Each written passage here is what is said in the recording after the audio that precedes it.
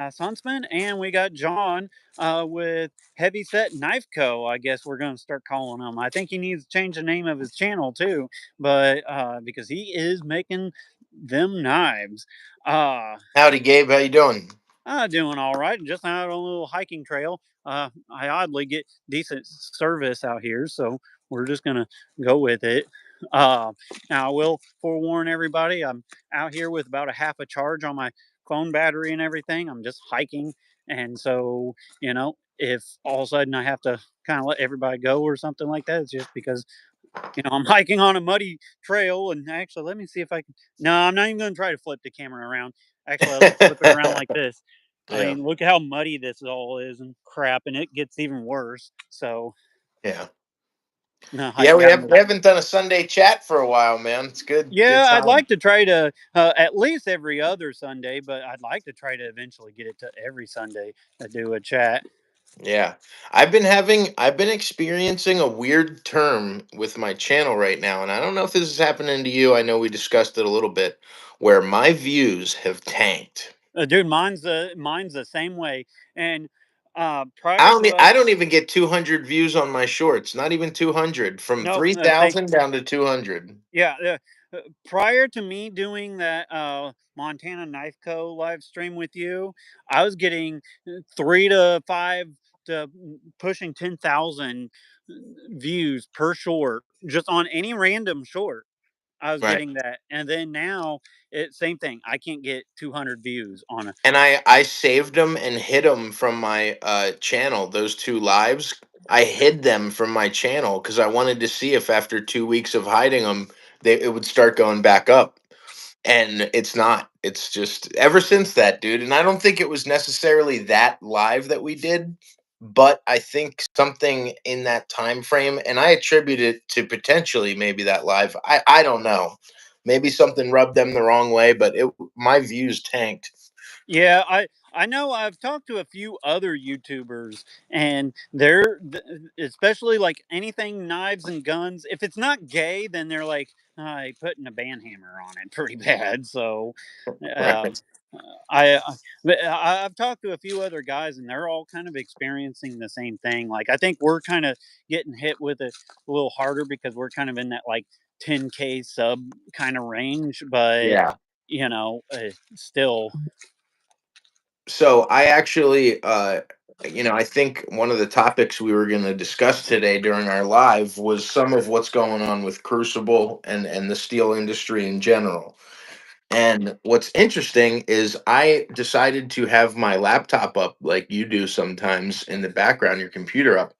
And I just Googled while we were loading in what is happening with Crucible Steel.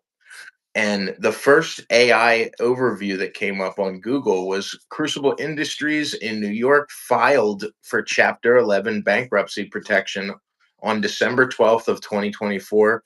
The company is seeking a buyer and concerned about financial future. If a buyer can't be found, the company will close by March of 2025, which we are bearing down on.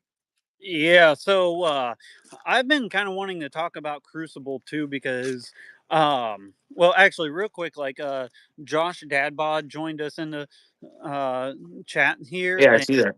he has a small channel. Go check him out. He's actually pretty cool. I And will. What's up, Josh? he's an American in spirit that's trapped behind Canadian enemy lines. But when we initiate Operation Maple Eagle, we will fucking liberate our We Canadian are going to brother. liberate Dad Bod today, dude. Yeah, like I'm talking like 50 million armed, pissed off Americans because it's fucking ham. It's not Canadian bacon. All right, so back to the Crucible topic.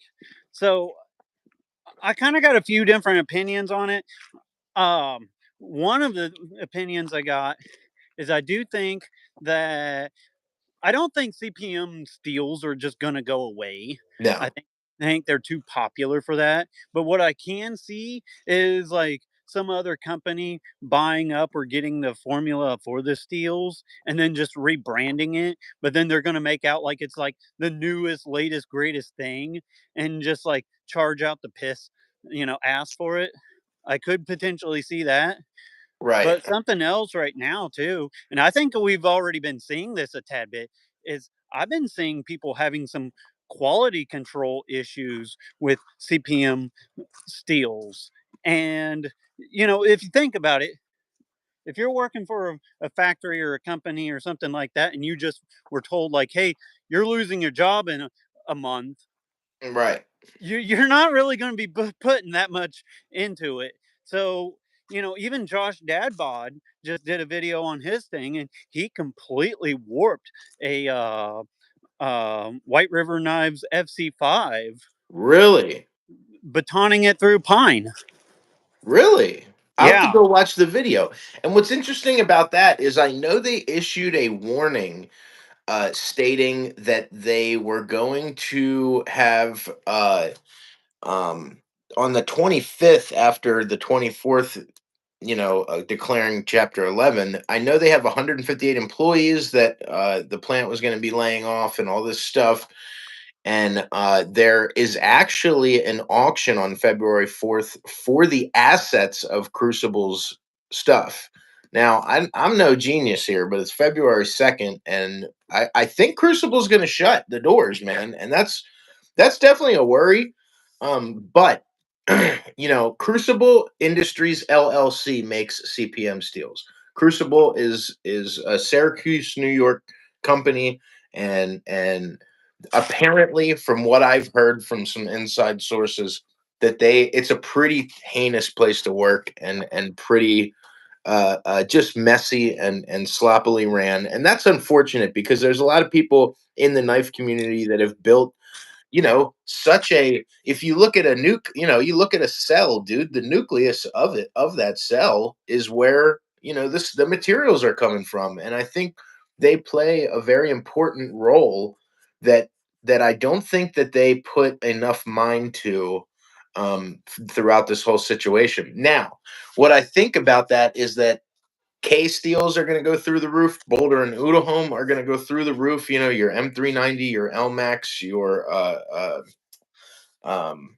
M398. That's a steel I haven't got to test yet. But what's funny about that is I am actually going to look up right now. I do not know where Nitro V steel comes from because I'm looking at all the stock of Nitro V is still sky high on all the websites I purchase from. Hmm. So Yeah, I here's my thing. Uh, I think that what you're gonna see is, I think some of your like ZPAP type of steels are gonna go through the roof. I think you know a lot of your other steels are gonna go through the roof, just kind of like you said. But I also think you're gonna see some people that just gonna go back to yep, like, hey, A2 works just great. Oh, hey, AEBL or Nitro V works just great. And like I think you're going to see a lot of people just go back to your basic ingot steels. And to be totally honest, the more I've kind of gotten into the knife world, and the more I've kind of been using knives, and especially using some of my more basic ingot steel knives compared to my CPM knives, then sorry, I got a creek right here, which is cool. But anyways, when I'm using them like side by side, honestly, I don't really notice much of a real world advantage to some of the CPM steels. right. Just my honest 100% opinion. Like, now, could you look at the numbers and look at the numbers and, oh, these numbers on the screen says this and those numbers on the screen says that? Yeah, and maybe if you just sat there and scientifically, cut pieces of cardboard with it, you might get two more cuts on a cardboard. But like, for real world use, you know, honestly feel like a lot of people will be just perfectly fine with Well, yeah, your I yeah I was just agreeing. Yeah, with your just normal ingot steels. And honestly, I'm perfectly okay with that. I know some people wants the latest and greatest stuff. I think if you make a good name for yourself, it's just like today I was using that slick knives, and it's just Oh, I posted a short on my YouTube channel just a little bit ago on it, and Yeah, I I watched it. beat the piss out of that thing today, and it's out of 14C28N, and that thing held an edge. It's still just hair shaving sharp, even though I was doing cross grain batoning. I batoned the piss out of it and was just slicing a bunch of crap, and I was like, man, this thing is great, but it has a thin edge to it as well. Not too thin, but it still has a decently thin edge. And I think a lot of people are going to come to a realization that how you grind it and the behind the edge thickness and the heat treat is more important than the actual steel used. So just to touch on that, right? The A2 that White River's been putting out. I when I tested that mutant of Jacob Peterson, Exodus Knife and Tool Mutant, and this is the Jackalope A2. White River's A2 is badass, dude, and Oh, it dude, held. I know, I It know. was Okay, so look what I strong on got that. here. Look what I got Yeah, here. A2 right, Adventure Craft. dude, And and it's great. It's great stuff, and they have a hell of a heat treat. And you know what's really interesting, Gabe, about your buddy Josh Dadbod is he commented, I think it's a poor heat treat. And we'll catch up on his messages. He said, "Don't you guys like sharpening your knives? You know, because the super steels, you don't have to sharpen them as much. Isn't it kind of boring?" And yeah, you're right. It does get annoying that I can't sharpen them as much. But Crucible Industries is the one who heat treats, if I'm not mistaken here, White River knives. So I would think that the the guys that are 6 seconds from going out of business may have been not not providing the best and most stable place to get your heat treating done. So that's unfortunate. But you said about the your A2, your O1, your D2, your 88 CR 814 whatever MOV, your what's your that, 14C28N. 14C28N, and all of these steels that we would put in a subpar category mentally, or at least Americanized knife making has put in a subpar category, they're really not. And when people start to understand that because they're forced to use that for knife making, I think it's going to bring a whole new perspective. I think this whole crucible thing is going to bring a whole new perspective to the knife world because when you look at all these newer companies that have blossomed over the past 5 years, Blade HQ, River's Edge Cutlery, all these places, they have built these entire companies and communities around CPM steel knives mostly. So, I mean, it is going to be a hell of a dramatic drop of CPM steels. The only one that I'm truly upset about, as it came across my screen a second ago, is 3V, dude. I do not want to not have 3V in my life. Like, I'll be honest. So I like CPM3V. I love CPM3V, but I'll tell you another steel. I have one on me right now that What? I think I like just as much, if not more, than CPM3V, and that is Bowler K329 from Work Tough You're Gear. right. Like, just trying them out side by side. This is even more stainless than CPM3V, if I recall right. I could be wrong there, but Bowler Is that the K3, Elbrus? that's the new Elbrus. Yeah, this Yeah, thing's they did. freaking badass too. By the way, I've been using it some today, and it's like, man, I will say out of all the Work Tough Gear knives, Vic Lens handle design, I think is the best. That's like absolute freaking gravy for Dude, sure. is that a similar handle profile to his Red Wolf? And It's a slightly bigger handle than the Red Wolf. I Yeah. love that handle, man. Yeah, like honestly, if they just went through Work Tough Gear's lineup and just put that damn handle on every freaking knife, I'd be totally okay with it. Like that handle is freaking It's great. awesome. It's great. I love the Red Wolf. I still haven't got to do the review on it yet. Uh but The Red Wolf is seriously one of my favorite Work Tough Gear knives. I like sometimes I kind of almost wish they made like a Red Wolf large and just put like same handle and everything, just put like an inch and a half blade on it, more Yeah, I like. thought I had it sitting here. I was gonna just show it for reference on the camera, but I got Josh dad bod like seeking a red wolf too. So me and him's been talking off to the side about uh, the red well, wolf. Josh Dadbod hit me up on Instagram, dude. I got one. He said K329, N690, D2, A2, 14C28, and even just good old 1095 SK85 are great. I guess that's why Tops is so stubborn. I agree. He meant K329. Guys, I dropped my K329 Mountain Lion on pavement right on the tip, and it has microscopic chips. That's it. That's great. Uh, he ordered one too late, Sonny. Oh man, what a shame. Yeah, I'd really hooked you up on that one. So we got another person commenting, JFM49. He said, "You guys got me into Work Tough gear. I bought several in the last few weeks, and dude, Work Tough gear just offers a very hard use, very durable knife for a pretty affordable price. Now, Well, I know it's some especially when you consider like what the American market is like I hate to say it, but if you was to make something to the same fit and finish and quality level as Work Tough gear here in the United States, it'd be twice a the price, $500 knife. twice the price at Yeah, it'd least. be a $500 knife all day long. And so the fact that you can get a Work Tough gear for, a lot of their models are as cheap as like 150, and a lot of their big knives go up to like 200 or 250, maybe 300. I mean, and it's a steal. Oh, could you imagine how much it would cost to make like a K329 Kodiak here in the United States? Oh my God! Imagine making the Kodiak in 3V. It would be $650.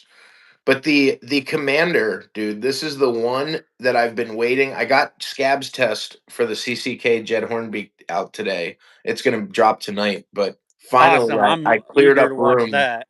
Yeah, it freaking did great. Get out of here, man. Scab's design and Jed Hornbeak's design of the CCK. Let me just show it to you real quick. It was one of the most fun knives I've ever tested, and Gabe, you got to try it out, man. It Yeah, was I've so been good, wanting to try that one out for a while. so Uh, good. Hell, if you want, I got my architect on the way up to you. If you want to just wait and send them both to me. Send them both back to you with the CCK. Yeah. Yeah, But guys, this is the Work Tough Gear Commander. It was an early gift from Vic Lynn to test out, so I'm really excited to test this one out. Just a cool clip point, pretty comfortable choil, not too much of a choil, but really large handle. But yeah, funny enough, man, is I think about companies like Reef Knives. Reef Knives has always used CPM steels, always CPM 3V, CPM Magna Cut, and there's a couple other companies like that have always used CPM products. So I guess part of me is anticipating how the turn of events is going to unfold with some of these companies that staple their knives on CPM products. I'll I be think they're going to have honest. to get Like, I uncomfortable. And think, I think some knife companies are going to have to learn to adapt, or they're going to go by the wayside. yeah, Like, I agree. and I don't want to see that. I'm not praising that. I'm just saying they're going to have to learn to adapt. And also with the way the economy is and everybody basically being broke, and I'm one of those people too. I have to usually sell some knives just to buy something else.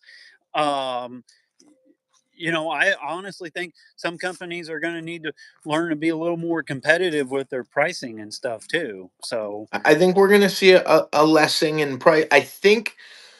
And that's part of the American manufacturing thing. I understand. I'm dealing with it right now, trying to get a hold of steels and materials for my own shop. But I think it's funny because I think some of these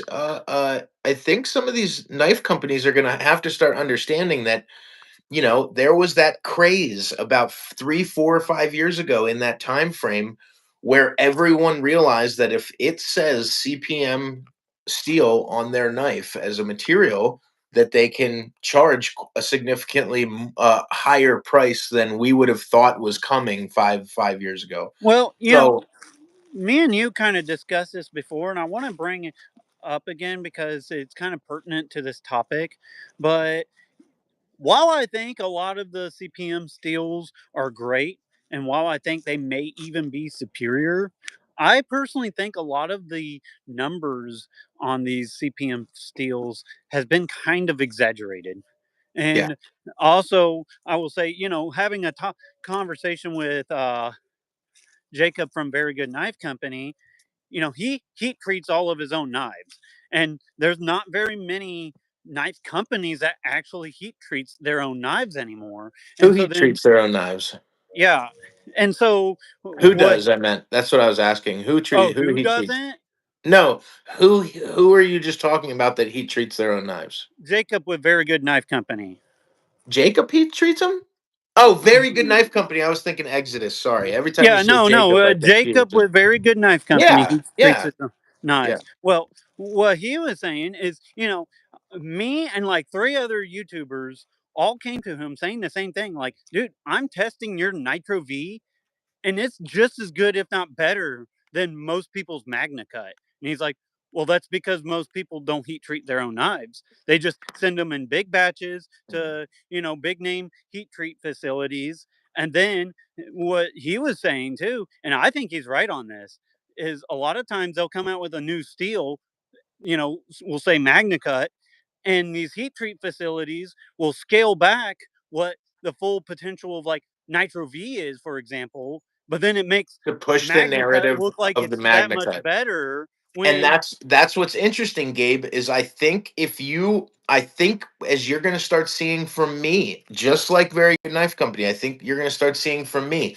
I had someone tell me that my S45 VN that I heat treated in a small batch was better than any Magna Cut that they've ever had from a large chain knife maker. well, I'm And gonna I say your S45 VN that you did was better than most Magna Cut that I've tried. I mean, just having You've done been a banging review on of that your, knife. Yeah, you have been banging on that knife. yeah. And I'm really happy that it's holding up. So another interesting point about the Nitro V is I did some digging. I was curious as to who made it, so I typed it in. New Jersey Steel Baron partnered with Buderus Steel, and in 2017 they created Nitro V. So I did not even know that it was that early of a thing. It's actually a modification of Udahome AEBL, which I didn't even know Udahome made AEBL. So what's interesting is I am going to I ordered four 48-inch bars of Nitro V from New Jersey Steel Baron because they have plenty there. I am going to use that to make one of my hunters, and I am going to do a complete destruction test of my Nitro V so we can really see kind of. And I'm going to pick one of these production knives I have that's in 3V or in LMAX or in a hard use semi stainless steel, and we're going to see how hard that Nitro V is. Well, so I did know that Nitro V comes is basically a byproduct of AEBL. Yeah, I Um, knew they were similar, but I didn't know that. but there's a lot of knife makers that I've talked to that has suggested using AEBL instead of Nitro V just because they're so similar that you, in real world testing, you can't really tell much of a difference between them. And AEBL is like a fraction of the cost of Right. Nitro V. So, Nitro V just sounds better for, when you're trying to sell a knife. Like a lot of people don't catch on to like AEBL, but And one of those companies, man, that I think everybody should keep their eyes out that is doing very moderately priced knives. Their full size folders are like 260 and they're an S45, but is Defiant 7. It's Les George's side company, newer company. And I just got this M320 and 3V. It was a brand new drop of 2025 in CPM 3V, beautiful, kind of combat bayonet style dagger. This thing was 300 bucks. Any other knife company would have done like 415 for it or some ridiculous price. All said and done, it was like 300 bucks. It was hmm. totally a reasonable price. Their folders are reasonable. I think Defiant 7 is going to start doing some really cool stuff. So I wanted to tell you to keep your eye out for them. Yeah, I definitely will have to keep my Yeah. eye out for them. Kind of back onto the steel thing. Like right now, if I was going to start a knife company, and I've been kind of whispering in a certain company's ears to maybe get into knives. So, but I'll tell you what, I'm gonna keep that one on the DL. I like that's like way DL. That's just between you and me type of thing. But um, if I was gonna suggest like a couple steals or even like three steals, maybe I would say Nitro V for some of your smaller stuff, and like Nitro V for small to mid stuff, then A2 for like mid to large, and then for like some of your big ass choppers and or like tomahawks or something, I just use big ass slab ADCRV2.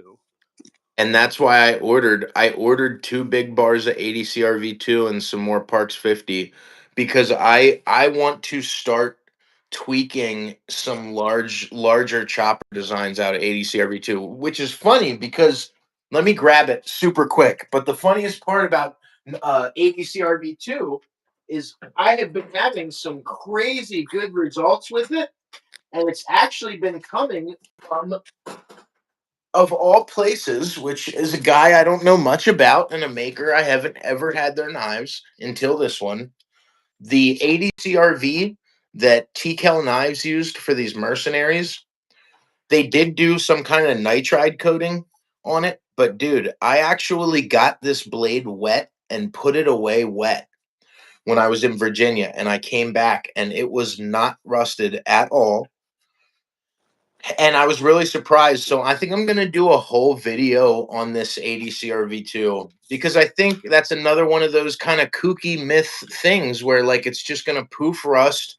It's not gonna hold an edge, but it's gonna be tough. I think Well, it I holds think if great you do the edge. right coating on it and nitriding, I mentioned nitriding to a other knife maker, and I was kind of disregarded on it. But then I know that TKL uses it, and I know that most gun companies uses it for their like barrels and parts and Yeah, the stuff. 1/7 nitride. Yeah. And I know that Dauntless Manufacturing, their Yep. knives are nitrided, and it's like, man, if you could figure out how to like do a nitride's gonna like prevent a lot of rusting issues, but also it makes the steel harder too, so you could actually max out your HRC a little bit more with it too. And something else I think people need to kind of consider looking into is doing like more cryo, even with like ADCRV2 or AEBL or Nitro V and stuff like that.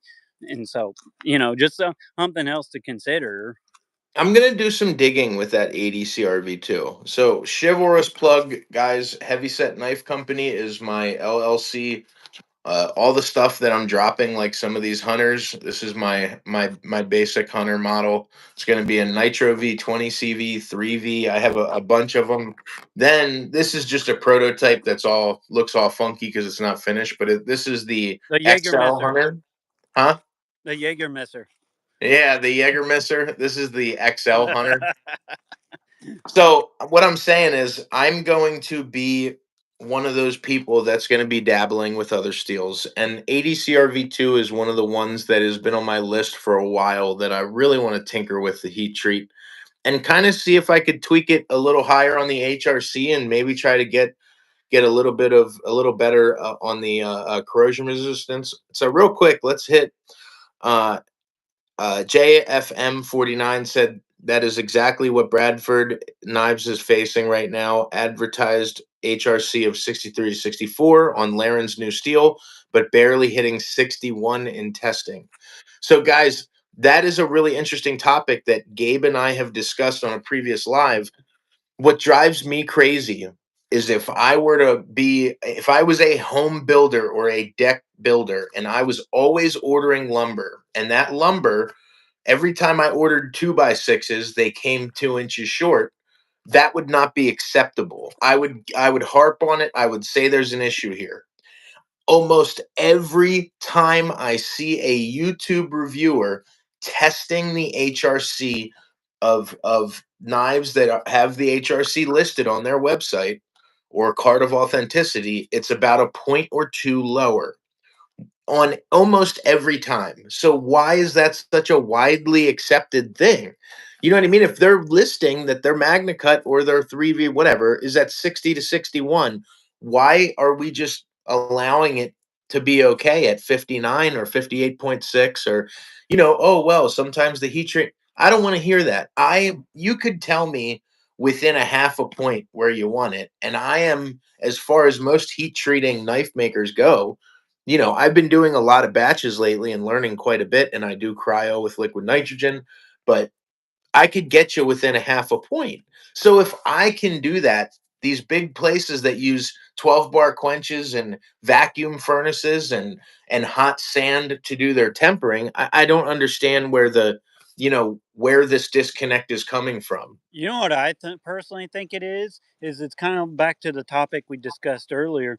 I think a lot of these bigger knife companies like Bradford and whoever else, just throw your name out there. Most of them do not heat treat their own knives. They just send it off to, a third party company to heat treat. And then what I think you're seeing is, you know, you throw 1,000 knives into a kiln to heat treat, and the knives on the edges or something might be getting a different heat treat than the knives that's in the middle or something. And so I don't necessarily think it's like Bradford being a piece of crap or anything like that. I just think it's I think there's a lack of quality with that big of a batch that they're doing, because Bradford pumps out just thousands of knives too. Right. They're a So huge manufacturer. And this is all leading back to dot dot dot. Who do you think heat treats Branford knives? Pete's Heat Treat. yeah. And I've just heard endless things about their HRC being low, being low, being low. And at first I thought it was people wanted to save money on tooling and abrasives. But I just don't understand where the disconnect is. And I think the amount of people, if I was a big corporate guy and a corporate minded person, and we were going to sell 1,000 knives a month from my knife company, and I knew that one or three of those 1,000 per month knives were going to someone that actually had the ability to test the HRC, and all they have to do is reach out to the company. Okay, oh, sorry about that, we'll replace it. And they took that risk, you know what I mean? So they know that most people aren't going to test it. Most people are going to still get fine edge retention and fine durability from it. If anything, maybe a little tougher when it's softer. Well, But and here's the I, thing too, I and just think it's weird. I think it's weird. I think a lot of people too, like I've seen some other YouTubers and they'll freak out and be like, "Hi, this knife's only at like 62 HRC, and Yeah, yeah. blah blah blah," and I could tell a big difference between 62 and 63. No, It's like, you can't. shut the fuck up. No, you can't tell the difference. Like in real world testing, if I handed you a freaking knife and I handed you two knives and one was at 62 and one was at 63 or 64 even or some shit, and you were just testing them and I didn't tell you what the HRC was, so you didn't have your screen god to refer back to, then you wouldn't even be able to tell the difference. Right. And that's what I always said about this war between M390 and MagnaCut and LMAX is if I took the labels off all three, and you and I, who are veterans of using knives, we've been using knives for 20 years on the daily and testing for 10 years. If you think I could tell the difference between MagnaCut at 64 and LMAX at 59, I probably couldn't tell until about a year in, after I've sharpened it several times and what have you. Peterbilt Knife Guy is in the building. We salute you, sir. Yeah, folks, if you don't follow Peterbilt Knife Guy, you're wrong. You should He just shows a lot of skin. He's pretty liberal with showing skin, but he's a good guy. and he has two Kodiaks that he's been telling me he's going to do a live stream of Fruit Ninja with, like just flinging and Oh, dude, dual Kodiaks around. that's so great. Yeah, I gave him one of the Kodiaks. Yeah, that's the A6 Max one that you sent him.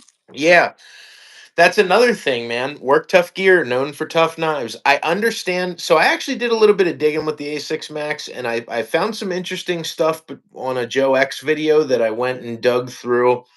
And I think that between K329 and A6 Max, the lateral strength is just not there. I'd much prefer the K steels. K329, K390, fantastically tough tool steels, style steels. I Yeah. think that I think A6 Max is excellent for general use and keeping the price down specifically. So I don't think it was a bad decision. I just think we really saw, because Joe X tested a lot of K329 knives that did very well. Then he went to do the impact and lateral pressure on that A6 Max one, and it did break a lot easier. But I mean, realistically, man, you're not going to be hanging three dead bodies from a knife stabbed in a tree, so you're probably not going to break a freaking Kodiak. But Well, to it was be just a fair result, I too, thought. even Alex with Aurora Borealis did a video breaking down A8 Max and Yeah, A6 Max, which are basically both just like hybrid AUS steels. Which, yeah, by the way, AUS is a actually a great steel when done right. yeah. And but I think he even said on his channel that he went with those for like a more stainless option for people like in super high humidity and stuff, which, if you're going for that, you might have to make some like strength sacrifice for that. Yeah. So It's AICHI. it's like Or Ikey it's Steel. like it Aichi or something like that. They're the ones that make AUS products, and Yeah. they're Japanese, and Japan's always been pretty on point with their stainless, but they do. There's a consistency in Japanese stainlesses that are all in that price range, like VG10. VG10 is awesome. It's stainless, holds a great edge for daily use. But if you're going to use it for a brick and mortar, let me see how many times I can chop a brick with it, it's going to fall. But that's not what 90% of us are using knives for. So Yeah. close I up. know I got the A8 Max, which I know A8 Max is a little tougher than even the A6 Max, if I recall right. I could be wrong there, but I know I've been using that Wolverine that I got from you, and I've been very impressed with it, to be Yeah. totally honest. And kind of something else, kind of going back to what we was talking about with the older steels and people kind of going back to them. You know, AUS 8 and even like D2 are great steals when they're actually done right. And you could even look at just top tier maker like um, Jed Hornbeak, and he uses D2 on a lot of his knives. I don't know if Right. you, yeah, and honestly, I would totally rock out a D2 from Jed Hornbeak. I even seen Smith and Sons on some of their models is using D2, and Well, and it's a tool steel. It's a tough steel. It just doesn't have the flashy tip top of that pyramid that's like M390 does. And that's only on a cutting test when you're just daily using like you and I do, feather sticking, cutting my sandwiches, throwing it at pixies. I don't know, whatever the hell you want to do with your knives on the daily, it's going to be fine. I have pretend some that you're fighting ninjas and slash your own arm open. It just I happens. have some D2 in an everyday carry, like 3-inch belt knife. I have some CPM D2 coming from a smaller maker. I'm really excited to test it out and show it on the channel. But I also had I had questions that could not be answered, so I did some digging. I said to myself, right, let's say I got Nitro V, and for my larger belt knives, I did it at the intended HRCC, which is like 59 to 61, 62, and kept that strength. But for stuff like folders, what happens if you crank the HRC up to 65, 66? Would it would you get a lot of edge retention and still have enough toughness where it's not super brittle? I don't know. And that's why I ordered so much Nitro V, because I'm going to start figuring these things out for myself. I'm Well, going to you could crank some ask up. Peterbilt Knife Guy. He has that revelation in Nitro V, and from Very Good Knife Company. And yeah, he's quite impressed with Nitro V from Yeah. what I've seen on his channel. And I know, oh, I was always kind of a little reluctant on Nitro V, but when I got Very Good Knife Company's Nitro V, I was like, man, this is a different critter. You know what I mean? Kind of touching back on D2, and I know I've said this before, but a lot of people does not like D2 because it's kind of gotten like a bad perspective. From the But Chinese knockoffs just putting D2 on their blades when it's well, not yeah, D2. exactly. And a lot of times they're not. They're either one of two things. They're either not done right, which I'm sure that's a big part of it. But I actually think the bigger part of it is a lot of them's not even real D2. They just slap it on there, Right. and for all you know, you're getting some like really cheap, just no name steel or whatever. And so then you get people that's like, oh, D2's crap because of my Ozark Trail D2 knife broke or some shit. And it's like, well, first of all, you bought a $5 knife. Like, what the hell did you expect? And two, it's it's probably not even real D2. Well, this brings us to another thing, which is the issues with CPM steels. There is a knife, the TRC Milli Curie, that is in Venatus 4 Extra. And that I did not know at the time, but I did some digging on that as well. And uh Udahome, who makes Elmax, who makes Vanax, who makes these very serious stainless steels, they are the ones that Udahome makes the Venatus 4 Extra, and it's Venatus 4 Extra super clean technically. And that is a steel that TRC, TRC knives, they're very precise, very serious. They would not use that on their most formidable combat knife unless it was a hell of a result in testing. So Well, I know. I found a guy that could actually sell me. I found a website where I can actually buy some, and I have some coming, and I'm gonna hmm, try to use that for some of my more combat larger knives and see how that goes as well. I know another steel, the European steel that is kind of often overlooked, but every time I've had a knife in it, I'm actually like really surprised, and it's actually a D2 derivative. Is Sleipner steel. Sleipner Oh, steel. is I've all great. Yeah, I've always been impressed with Sleipner steel, and it's a D2 derivative if I recall right. I could be wrong on that, but I'm pretty sure it is. So it says no. Well, I heard that it was a derivative of D2 as well. So Lion Steel, I did a Lion Steel video and someone commented that, but it says Sleipner Steel is often considered a variant or an improved upon D2. It is not exactly the same. Sleipner is a proprietary steel developed by Udahome. There we go again. Udahome. I love Udahome steel that's designed to offer better toughness, chipping resistance compared to the standard D2. So, guys, that's another thing. When you look at steels like this from Udahome, the Sleipner, things that Lion Steel uses on hard use knives, I I think we're going to have a kind of a coming of age dawn of the knife community where people are trying other steels and realizing that they are just fine and gonna work just fine. And So I I think when you in have my book that I got from Laren Thomas's book that I got, there's a whole chapter on Sleipner steel, and he had crazy good results during testing and heat treating of it. It's very easy to heat treat, so I'm gonna get some of that too.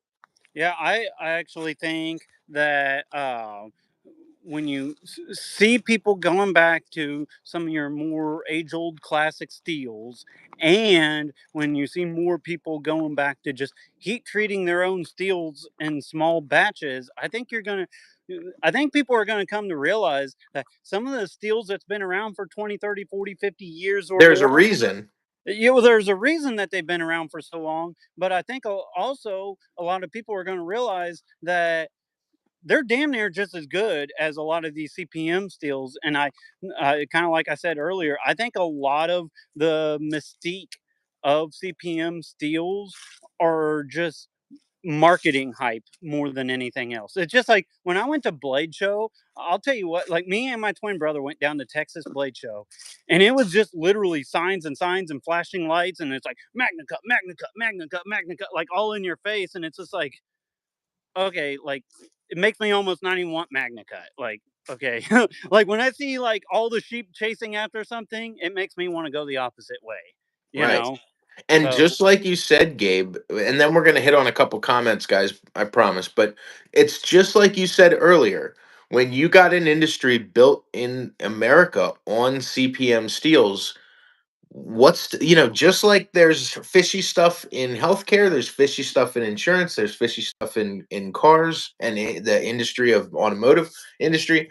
What's to say that people weren't dive bombing Nitro V, D2, all these other mid-level steels, quote unquote mid-level steels, just to push the S45, the Magna Cut, and these higher CPM steels? It doesn't sound far-fetched. It sounds like American, America, the it's games that we play in American society. it's to sell people on the new latest and greatest thing, and Right.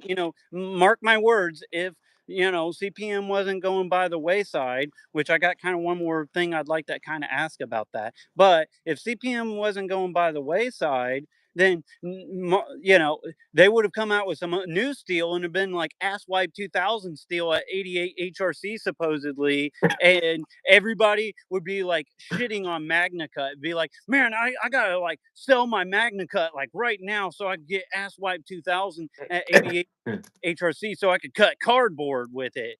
You know, Right. the knife community can do better than this or some stupid shit.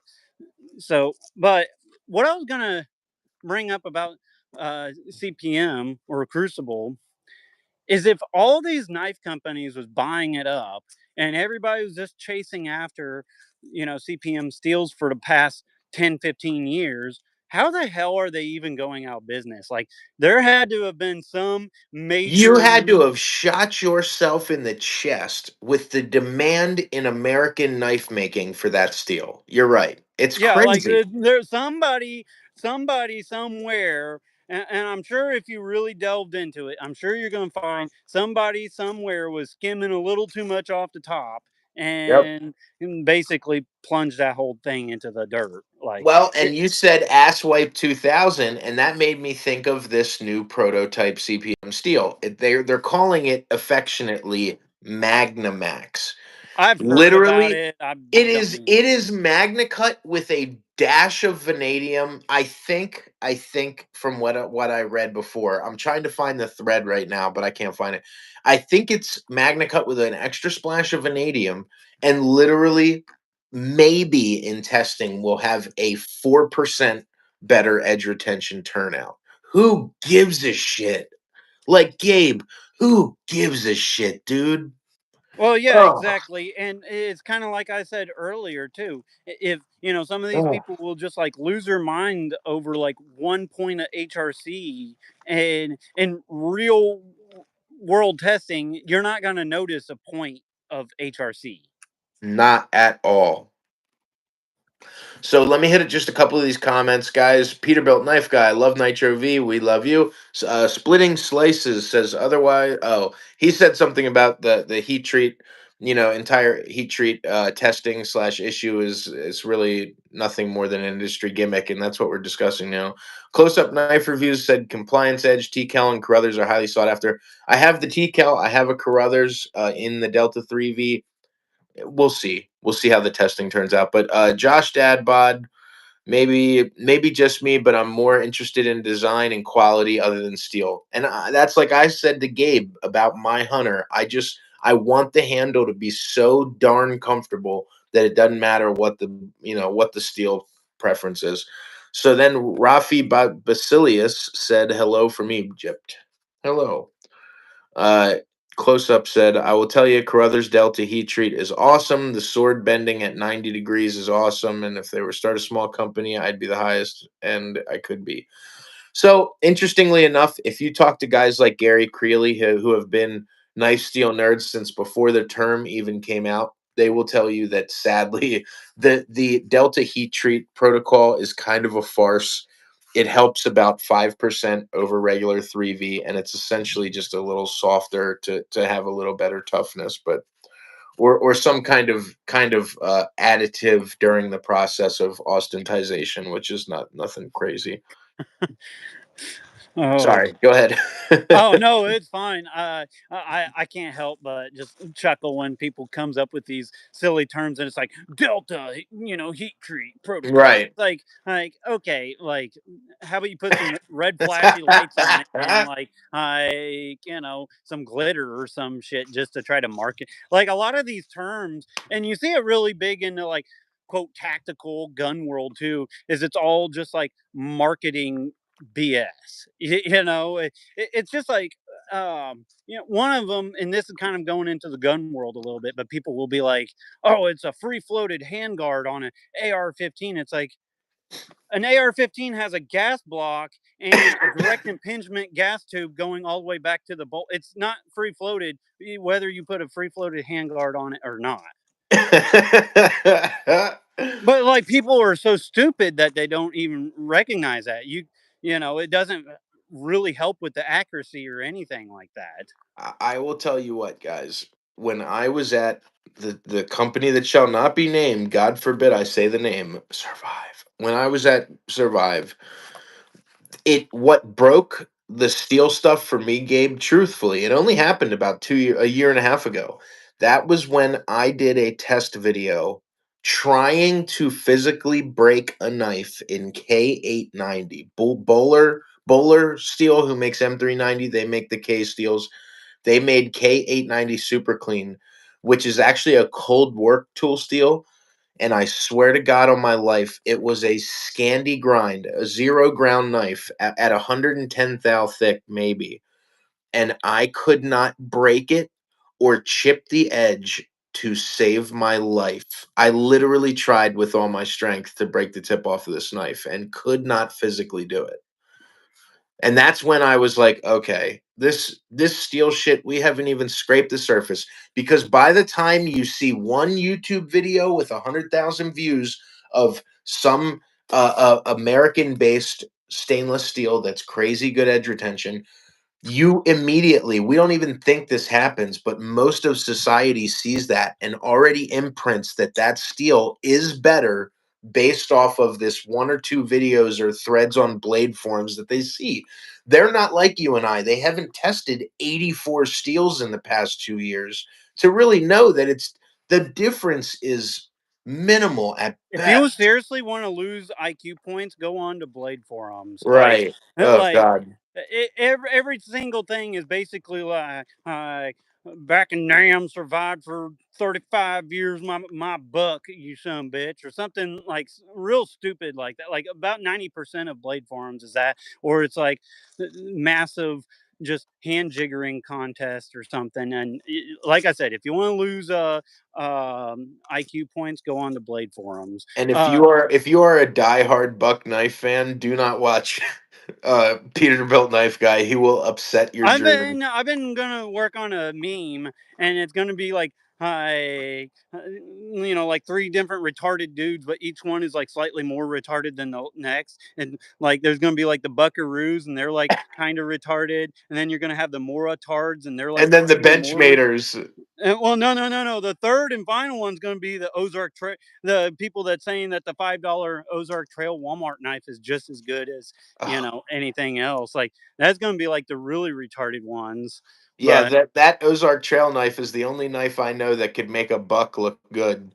But yeah, so real quick, we got so Josh Dadbod said his favorite is Benchmade's Select Edge technology patent, which is really a 14-degree per side edge at 600 grit. Accuracy is more about harmonics than free floating. Okay, so I haven't gained any value info from the blade forums. That's probably why. Why do manufacturers sell drops on blade forum? That's a good question, man. And I think it's very, very suspect and very strange. I love Carruthers knives. The Carruthers basic field knife is fantastic. It blew me away. I did love it. It was like $780. It was three times the freaking price normally off eBay, but I got it from a good guy. And what I think is very strange is Carruthers Performance Knives does make excellent fixed blades and they sell them at a very reasonable price, Gabe. They're like 300 bucks, man. They're freaking very reasonable.